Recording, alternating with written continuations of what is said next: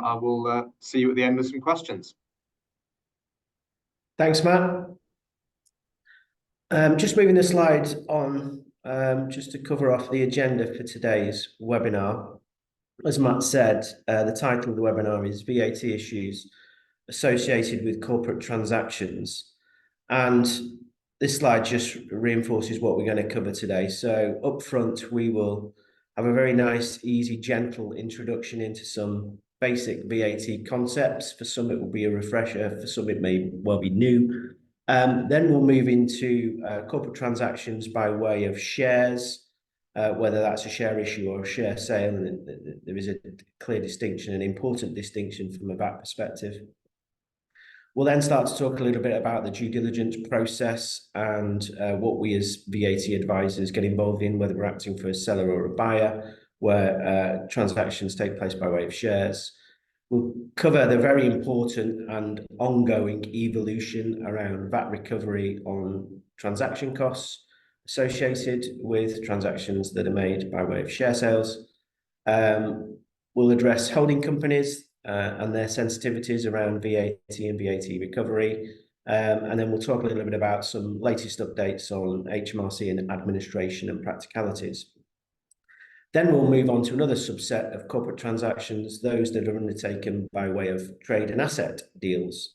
So we'll cover the issue of transfers of going concerns, transfer of going concerns that involve properties, and again, coming back to this common theme around VAT recovery on professional fees associated with transfers of going concerns.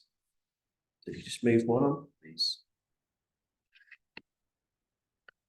So, as I said, going back to basics now in terms of some basic VAT principles. So the first bullet point there is essentially the VAT roadmap in the UK. It's how the legislation is set out initially in terms of scope of VAT. So UK VAT at the current standard rate of 20% is chargeable on supplies of goods or services which are made in the UK by a taxable person. That's usually the registered entity. It can be a sole proprietor, it can be a partnership, etc., but taxable person in the course or furtherance of business, usually because those goods or services that are sold in return, either monetary or non-monetary consideration, including barters, affects the fact that that then becomes a supply.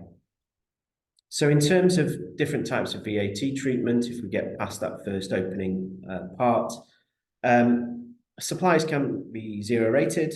Some examples of that include children's clothing, food, printed matter, new homes.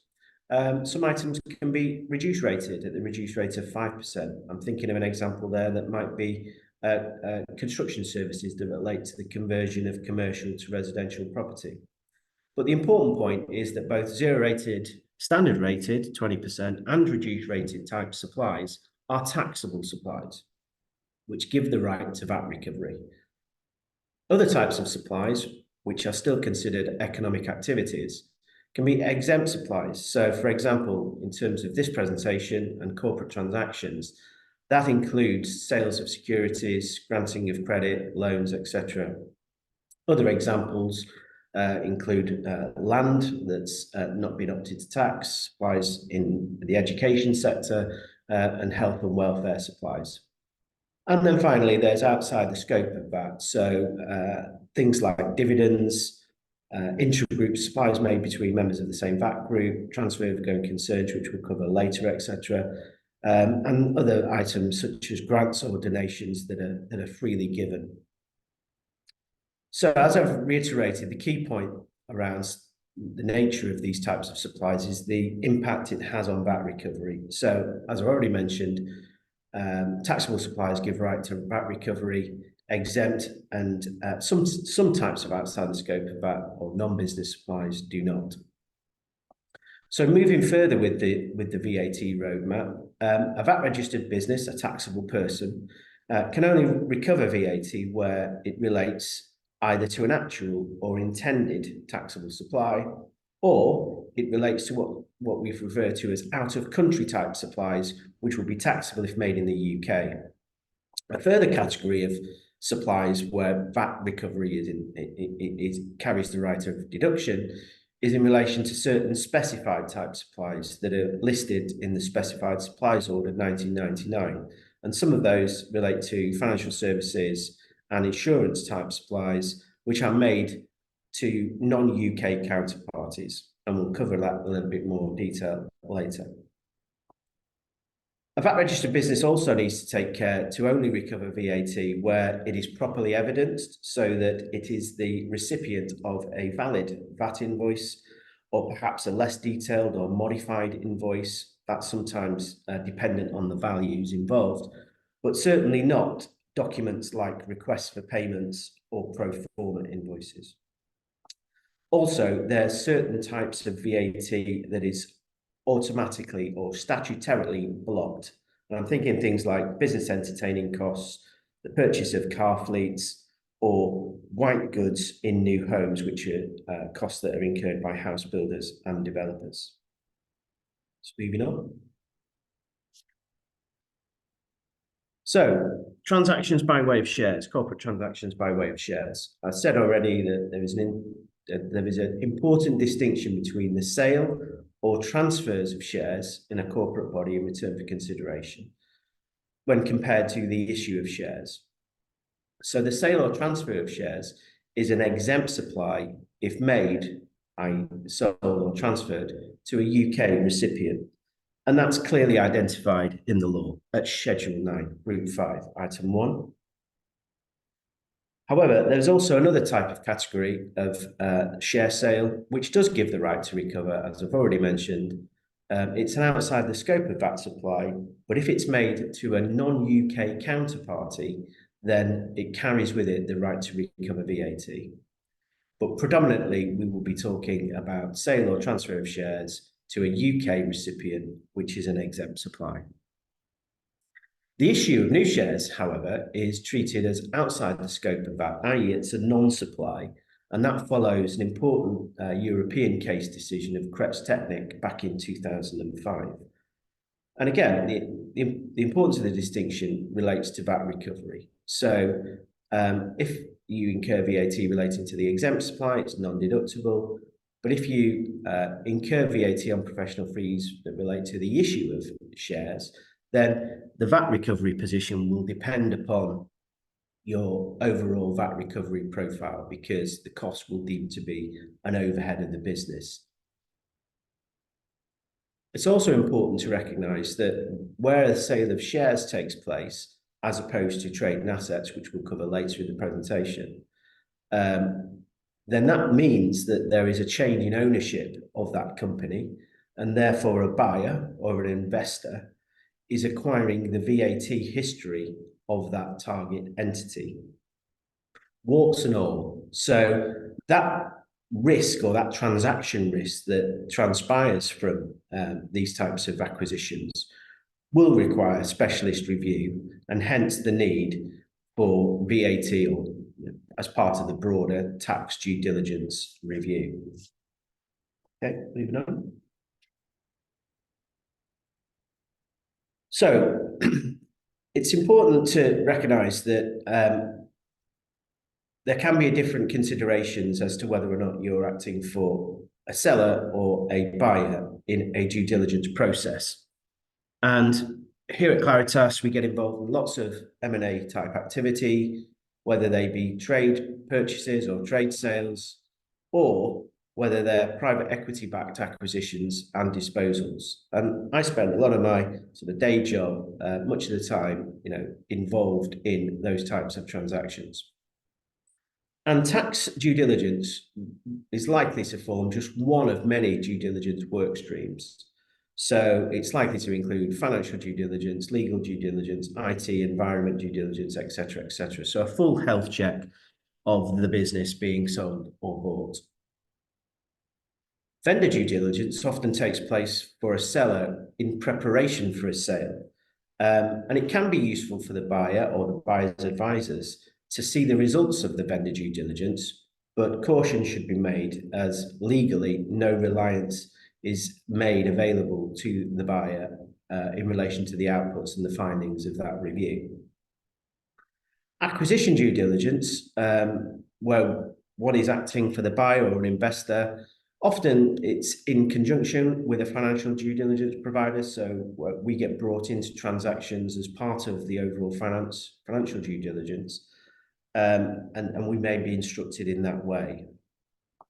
Now, the outcomes are quite interesting as part of due diligence. So if risks are found and quantified, sort of the recommendations and protections that we see may include, if significant or material enough, an adjustment to the price payable, an inclusion in any subsequent warranty and indemnities in relation to sale and purchase agreements. It may, due to the seriousness of the risk, require immediate remediation, or it may be something that can perhaps go into the long grass and form part of a 100-day plan post-transaction. But I've also seen examples of tax being, tax exposures and tax risks being, deal breakers in relation to transactions, or where the value of the risk is put into independent escrow until it's formally remediated, either through seeking rulings from HMRC or agreeing on the principles of the risk. In terms of statute of limitations, in other words, how far back exposures can go, that is generally 4 years in relation to VAT. It can be longer depending on the type of risk. So if we're talking about capital items that are being transferred with the business, then the CGS history, as many of you will know, lasts up to 10 years. So there's a 10-year window of potential exposure if the capital goods scheme hasn't been operated correctly. And I would say, in terms of practitioners, those involved in VAT due diligence, that it does require a thorough understanding of the business either being sold or acquired, and the sector in which they operate, because that will drive the quality of the questioning in the areas of review. It's not a case that one size fits all in terms of due diligence exercises. There will always be, however, generic questions, for example, compliance history and whether or not there are live disputes on VAT, but it's still important to understand areas of sensitivity based on industry issues. Now, in terms of the process, which is often time sensitive because deals need to be completed, in short, sometimes in fairly short order. Questionnaires are produced, information request lists are produced, calls with management or calls with buyer or seller's advisors take place, and sometimes that can be the greatest challenge in obtaining the information to perform the DD. It's got better over the years through the use of things like data rooms, where lots of information is stored and populated, which advisors can then use to inform their review. And I've already touched on reliance and hold harmless letters, depending on which side you act for and who you are engaged with, and therefore who you have a duty of care to. It may be necessary to produce hold harmless letters if any third parties or other parties want to see your advice. Just moving on. So an important aspect of corporate transactions is VAT recovery and VAT recovery on transaction costs. Most important aspect, I guess, in terms of VAT recovery on costs and how one goes about recovering VAT, the process in which they need to go through from a technical perspective. And an important attribute is direct attribution itself of the input tax. So the process here is to identify the VAT that's been incurred on the goods and services associated with the transaction, which the business has received, which it uses or intends to use, which has a direct and immediate link to the making of two types of supplies, either taxable supplies, which then carries the right to deduct, or the making of exempt supplies, i.e. the sale of shares, which carries no entitlement unless the VAT incurred is relatively negligible and comes under the partial exemption de minimis limits. What is then left after the direct attribution process is what we would call in the profession non-attributable input tax, or residual or pot input tax, known colloquially which then requires a form of apportionment to recover the right level of entitlement. But that's probably for another session on partial exemption. Just coming back to the theme and the concept of direct attribution, and I've touched on it already in terms of having a direct and immediate link. Direct and immediate link is effectively a concept that covers the relationship between a supply that has been received and or consumed and a supply that is then made or to be made, with the former being a cost component of the latter. And this concept is really important when we touch on a case in the corporate transaction world later on, because it was a key aspect of the decision. It's important to remember that there's no correlation or relevance really to the ultimate purpose of the transaction or what the business might use the proceeds for. This has no bearing on direct attribution or the direct and immediate link concept. And those in the VAT world will know that there has been a long history, and will probably continue to be in the future, of case law which is connected to disputes between taxpayers and tax authorities around the attribution of input tax. I can think, going back many years, of cases like BLP, Midland Bank, University of Cambridge. The list is literally endless in terms of disputes around attribution. But for a vendor, just moving on to, or coming back to corporate transactions, sale of shares, for the vendor, we've already established that where you make the sale of those shares to a UK recipient, that is an exempt supply. So the cost there will be directly attributable and non-deductible. However, and therefore a cost to the seller.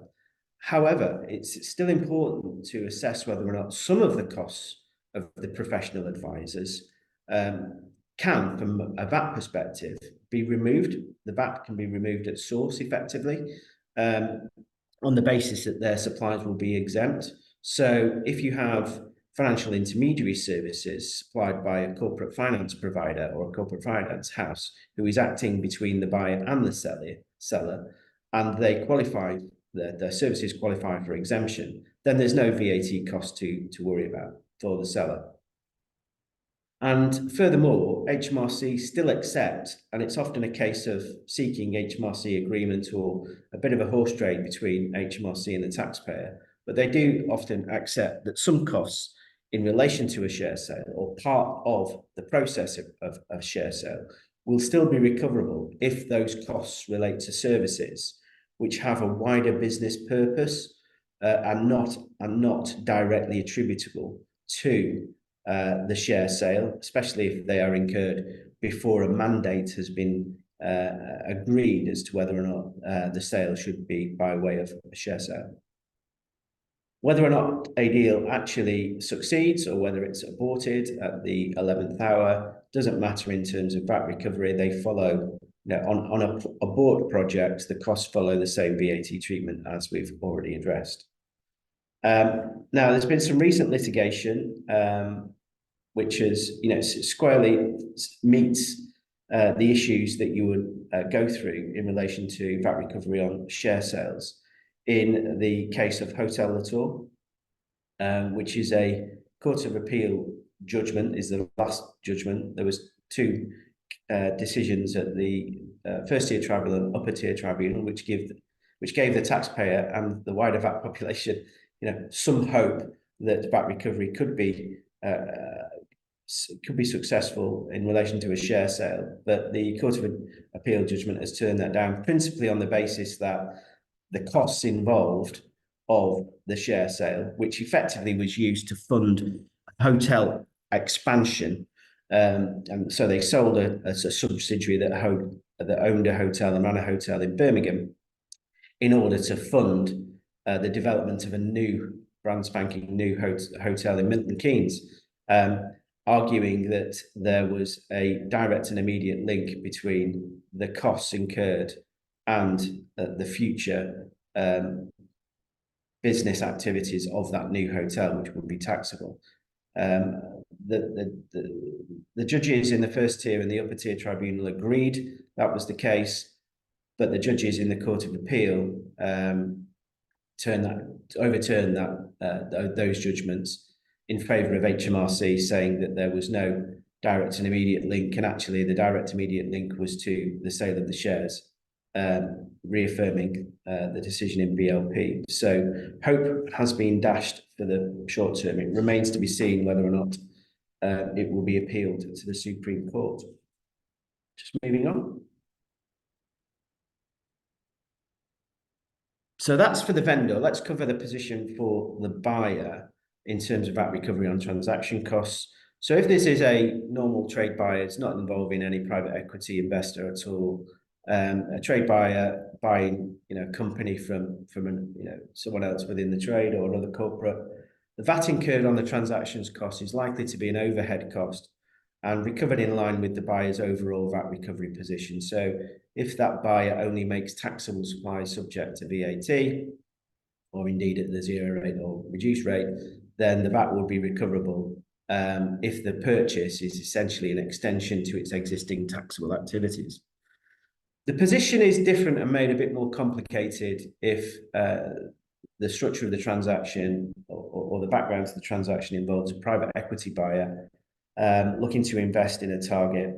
The VAT recovery there, as I say in the slide, can be more problematical, largely because of the acquisition structure put in place to acquire the target. So you often see financing structures that involve bidcos and topcos and midcos, etc. And in those scenarios and in those circumstances, it's important to follow some authorised by HMRC, I must say, VAT planning techniques to optimise VAT recovery for bidco. And these costs can often be quite seismic. So, we're talking legal fees, we're talking tax advisors' fees. We talked about the whole, spectrum of DD exercises that are taking place. So the cost can be sizable. But the specific planning required, is tried and tested. HMRC largely agree with most of it through their own guidance, which was agreed back in the day. And it largely revolves around creating some form of economic activity for the bidco, the entity that is engaging with the professional advisors. And that is often done via management services agreements between bidco and targetco, or if we're considering perhaps a VAT grouping arrangement, downstream loans into target as part of that VAT group. Clearly, the VAT registration, whether single or grouping scenarios, needs to be considered. What's the best position there? And it's still important to make sure that bidco meets the to whom and for what purpose tests, which are critical around VAT recovery on deal fees, together with making sure the payment arrangements are right, the board compositions are not mirrored precisely between bidco and target, and so on. And also that, if HMRC ever did come to inspect, that the engagement letters are in the right place with bidco and the invoicing, is addressed to bidco to ensure VAT recovery. Okay, just moving on. So holding companies have always been a sensitive one for HMRC. They have issued their own internal guidance, which is helpful. But the main sensitivity around holding companies is that HMRC, like to challenge the fact that, are they actually in business? Are they carrying on, business activities, or effectively are they really just passive, relatively dormant entities that protect shareholders against hostile takeovers and get receipts of dividends if the group is profitable. So they're a continued area of focus and challenge from HMRC, especially in relation to the VAT recovery position of them.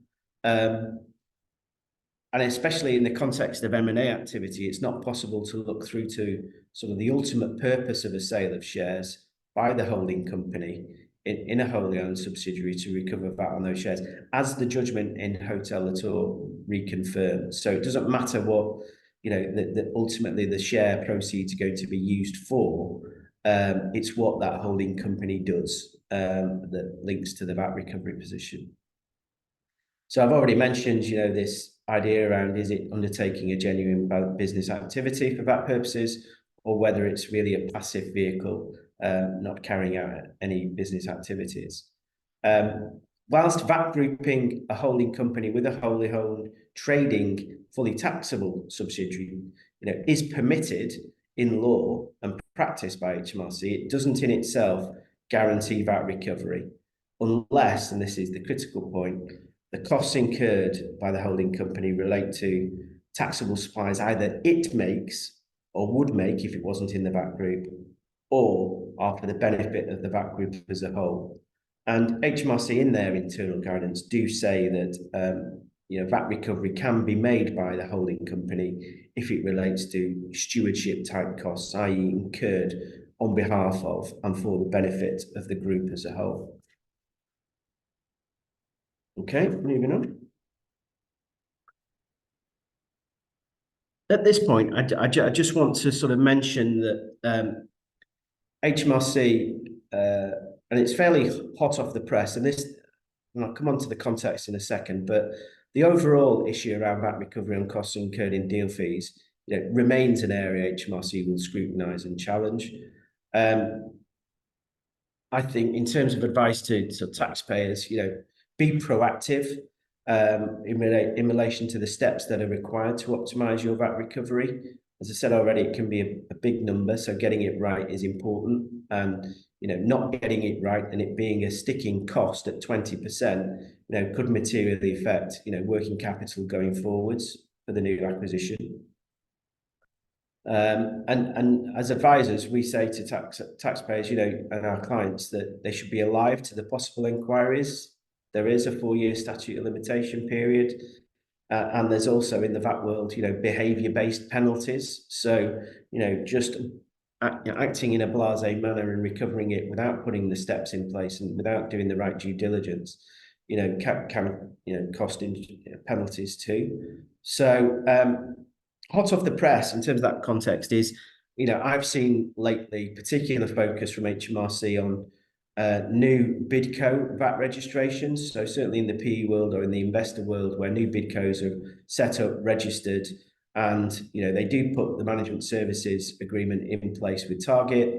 Their first VAT return will be a sizable, significant VAT repayment return, so money that's due back to them in terms of input tax recovery. And in the past, HMRC may have just authorised it and repaid it, maybe a desktop review, maybe send us your top 3 invoices for that period. We'll check them, and then if we're okay with them, we'll authorise the repayment. But I've certainly seen over the last few months HMRC produce what is actually quite an onerous questionnaire, asking for things like proof of payment to the suppliers, so bank statements, copies of management services agreements, details around board composition and so forth. So I would say be prepared and get on the front foot, in advance of actually submitting the return. It will make the process a lot smoother. Okay, so just moving on to the other type of corporate transactions. So we're moving away from share sales and share issues now, but we're talking about trade and assets. So it can be a much cleaner option from a VAT perspective, because effectively we're leaving the VAT history of the previous company behind. I mean, in the very rare event that the buyer or the transferee, wants to acquire the VAT number, then that previous VAT history is left behind. But there are other tax implications of a trade and asset deal, so they need to be factored in also, especially if there's property involved as well. It may well increase the stamp duty cost for a buyer.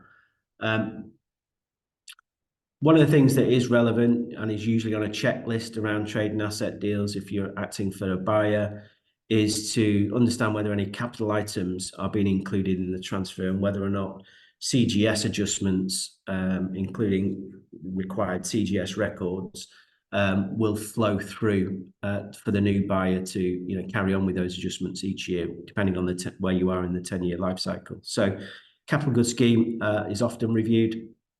But it's important to say that if it's not possible to treat what's being supplied as a transfer of a going concern, which is VAT free outside the scope, as we've already said, then the VAT treatment of those collection of assets and trades will follow the normal VAT liability. So we go back to basics again in terms of VAT treatment.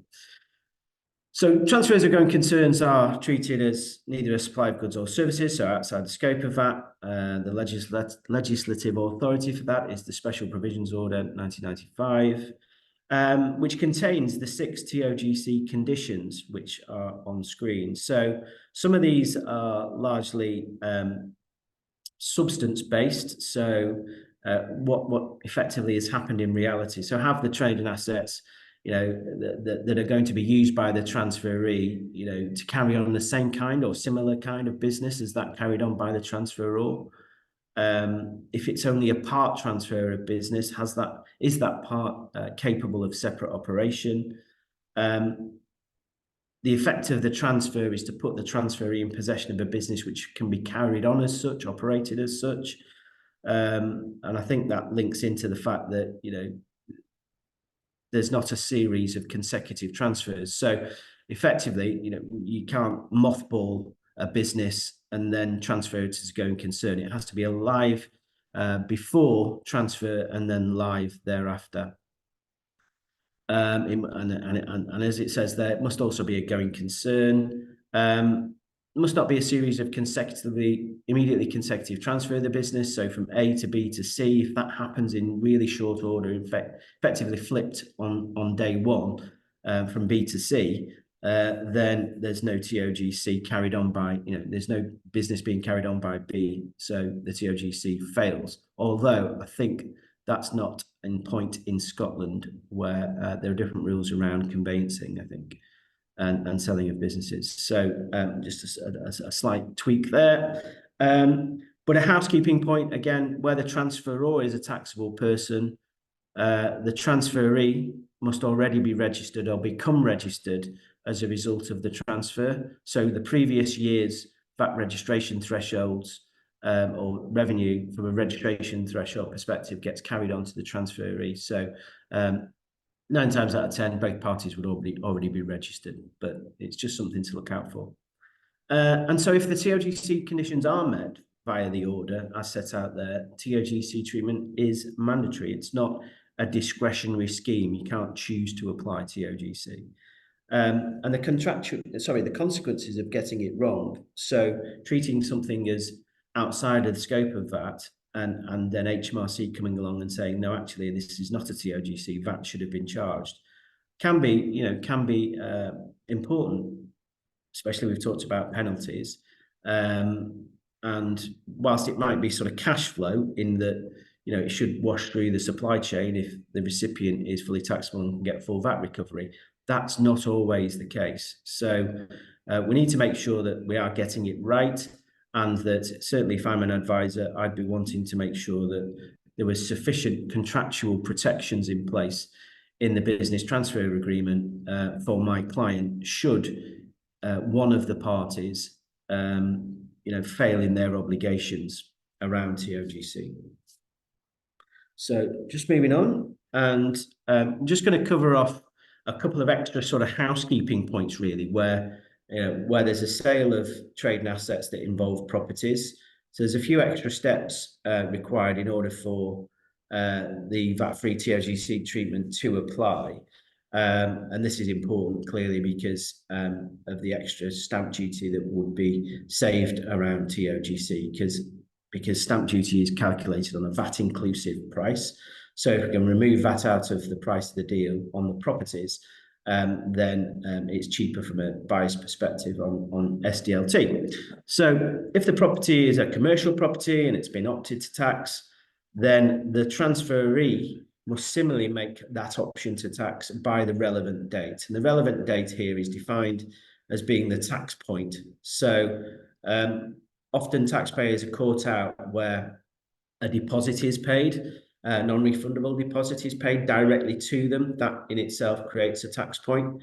It wouldn't create a tax point if the deposit was paid to a nominee or a stakeholder, usually the lawyers involved in the deal, to hold it in escrow until it's directly payable, i.e. usually around legal completion of the transaction. So just something to look out for there. And there's extra housekeeping around making sure that there is a certification, usually within the VAT clauses of a sort of business transfer agreement that do include properties, that where the option has been made by the transferor, the option to tax on those properties, that the anti-avoidance legislation around disapplying the option to tax will not crystallise. So just some extra housekeeping points there. And then the final point to make is that it is possible to have property-only transfers of going concerns. And the example given on the slides is where you're disposing of the freehold interest in a commercial property, which you have opted to tax. Ordinarily, just the sale of that freehold interest would be subject to VAT at 20% because you've opted. But it is possible to treat the supply as a VAT-free transfer of a going concern if the property is effectively constituting a property rental business. In other words, it's sold with the benefit of an existing lease in place with an existing tenant or an existing agreement to lease in place.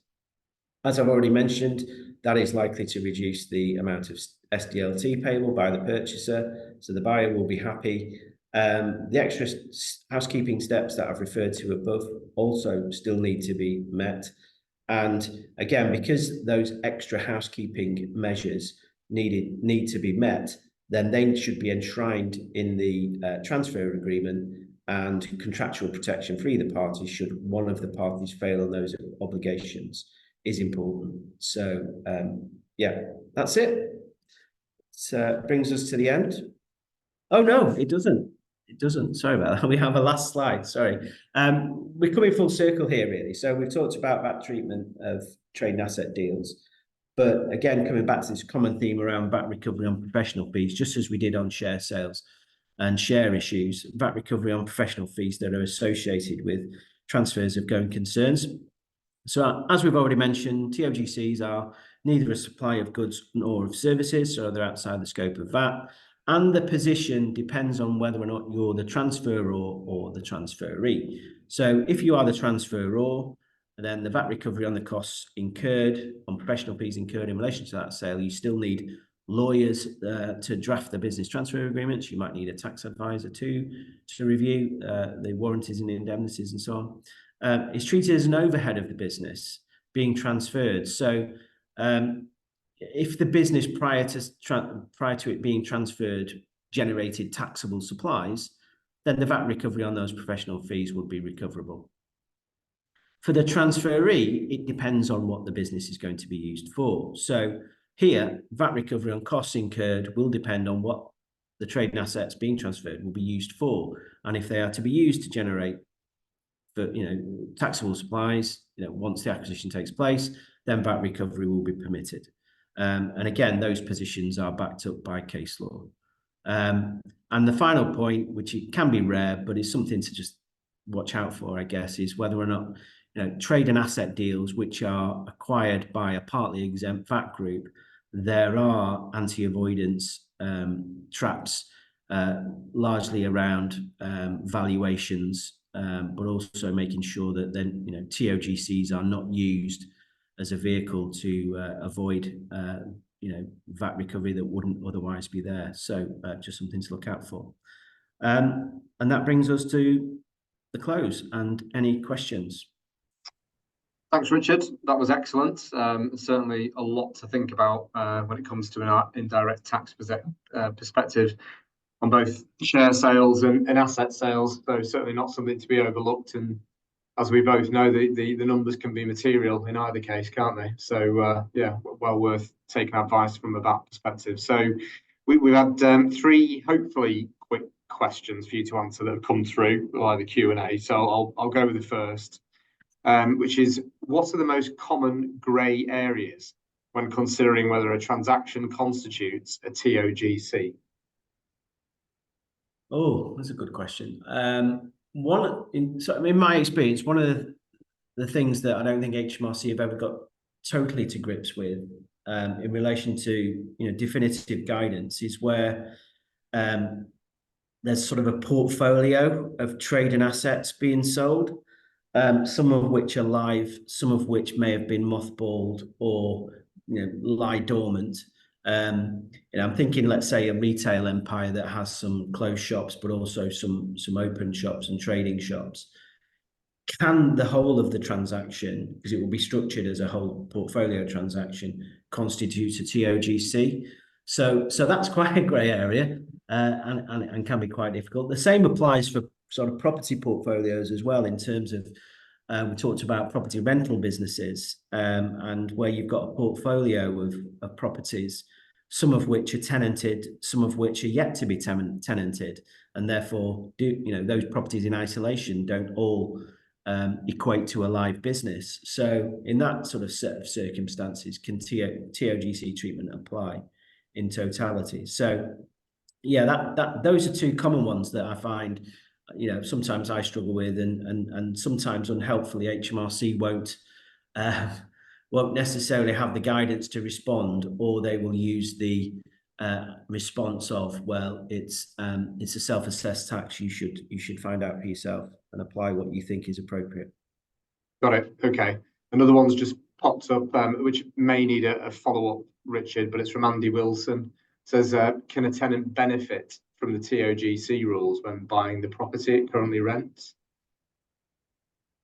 Yes, and there's some interesting case law there. I think the case I'm thinking of is Intelligent Managed Services Limited, where you had a VAT group, and there was an existing tenant in place, and the holding company of that tenant wanted to buy the property, and in that circumstance, it was deemed, because it's the one and the same person, that the TOGC treatment could apply. So I think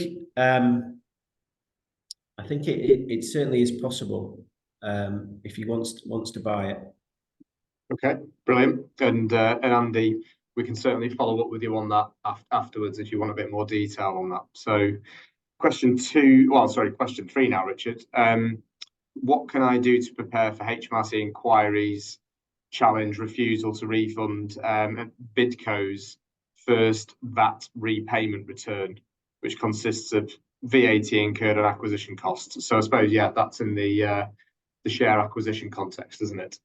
Yeah, and I think this is a good question in terms of that slide that I showed around being on the front foot in terms of that first repayment return. So if you've got everything to hand, in terms of you may have, for example, engaged an advisor to provide a deals review, VAT recovery review. So you've got the outputs of that advice to perhaps show, which will contain a lot of the background information that HMRC tend to be after. And you can have all your ducks in a row, so that you are on the front foot in terms of answering the questions that on receipt HMRC should look through, and then almost instantaneously authorize a repayment, because you have the proof, you have the evidence. One of the things they sometimes get picked up on is Bidcos in a PE structure haven't worked out how much they're going to charge yet for the management services. It's a sort of to be determined, and therefore there's no output tax but only input tax in that first return. So it might be worthwhile either accelerating or moving to the top of the agenda post-transaction a charge where VAT's going to be levied. Certainly if it's separate VAT registrations, it may well be that HMRC's parameters in terms of its systems see that output tax has been charged. Yes, you're still in a repayment position, but output tax has been charged. Therefore, they're less likely to be worried about the fact that you're going to be in a constant repayment position. Okay, got it. Thanks for that, Richard. And I think the final one we've got is, I suppose, on the other side, where you're a seller, and it's the questions: how prudent is it for a seller to simply treat VAT incurred on a business disposal by way of shares as irrecoverable and a sticking cost of the deal? Yeah. So I see it both ends of the spectrum really, in terms of I've seen those where it's not been thought about and it's a fully taxable business, or what is perceived as being a fully taxable business. So that is just recovered in full without the point ever being taken. And then the other side of it, which is probably too prudent an approach, which is just to put in the funds flow that VAT is a sticking cost for the purposes of the calculation of the funds flow. I sort of see it somewhere in the middle. I think you can still, as I think the slide said, there are still some costs there that there where there might be potential to agree VAT recovery with HMRC, especially if it has this wider business purpose. And the key thing there will be just to check on the engagement letters and see if there's anything in terms of the language used that points to this wider business purpose. And if they are issued before the decision has been made to sell the shares of the business, then the argument is that doesn't have a direct and immediate link, or is not directly attributable to the exempt sale of the shares. Got it. Thank you, Richard, again. So I think that brings us to a conclusion in terms of Q&A.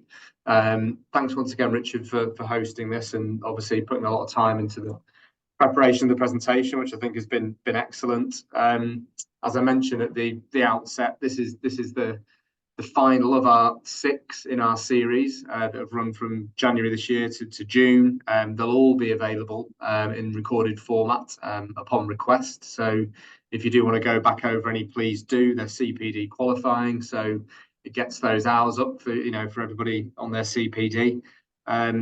The slides will be circulated as well, to our database and all attendees.